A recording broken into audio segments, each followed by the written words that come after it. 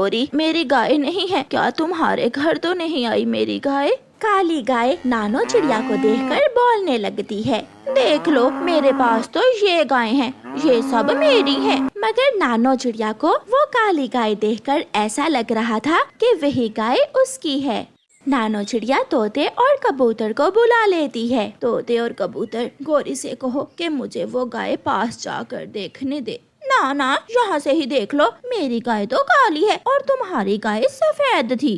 माँ जी, शायद आपको गलती लग रही होगी, ये गाय आपकी नहीं है, चलो चले। तभी आसमान पर बादल गरजता है और तेज बारिश शुरू हो जाती है। बारिश का पानी गिरते ही गाय का रंग काले से सफेद में बदल जाता है। वो मेरी गाय है, वो मेरी ही गाय है। बेशरम गौरी, तुम्हारे पास पहले से 2 गाय हैं, मगर फिर भी तुम्हारी नजर इस गरीब बूढ़ी चिड़िया की गाय पर है। वो मैं तो देखना चाहती थी कि ये गाय दूध देती कितना है।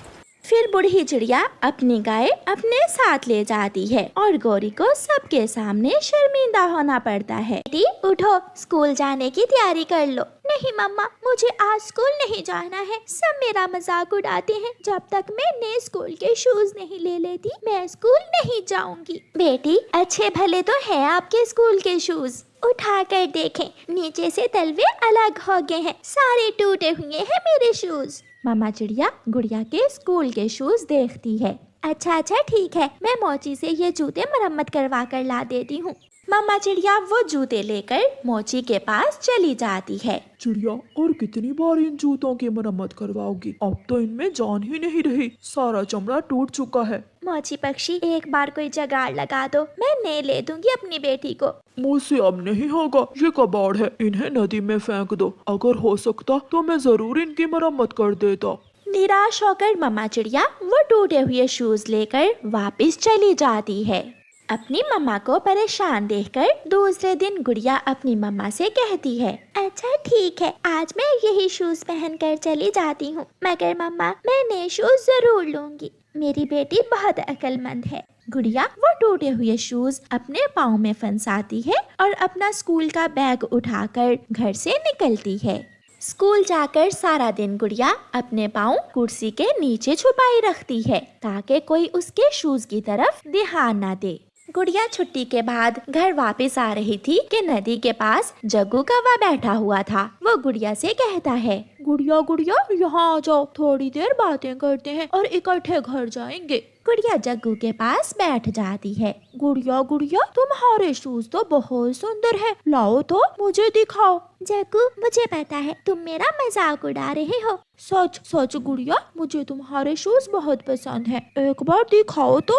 गुड़िया अपने शूज जग्गू को दे देती है। जग्गू वो शूज पकड़ते ही नदी में फेंक देता है और हंसने लगता है। ये बेकार है, ये टूटे हुए हैं, जाओ अपनी मम्मा से कहो, वो तुम्हें अब तो नए शूज ले देगी। तुम बुरे हो, तुम गंदे हो, तुमने मेरे शूज नदी में फेंक दिए हैं। जाओ जाकर नदी से अपने शूज वापस ले लो। जग्गू कौवा ऐसे कहते हुए वहाँ से चला जाता है। गुड़िया नदी के पास जाकर रोने लगती है। गंदा गंदा जग्गू, जग्गू ने मेरे शूज नदी में फेंक दिए, अब मैं क्या पहन कर जाऊंगी स्कूल। गुड़िया शाम तक वहाँ बैठकर रोती रहती है। गुड़िया चुप कर जाओ, क्यों रो रही हो? मैं अभी तुम्हारे जूते तुम्हें वापस ला देती हूँ। आप कौन है? मैं जल परी हूँ, मैं पानी में रहती हूँ और परेशान और दुखी पक्षियों की मदद करती हूँ। ऐसे कहते हुए वो जल परी पानी की गहराई में जाती है और कोई चमकती हुई चीज लाकर गुड़िया को दे देती है।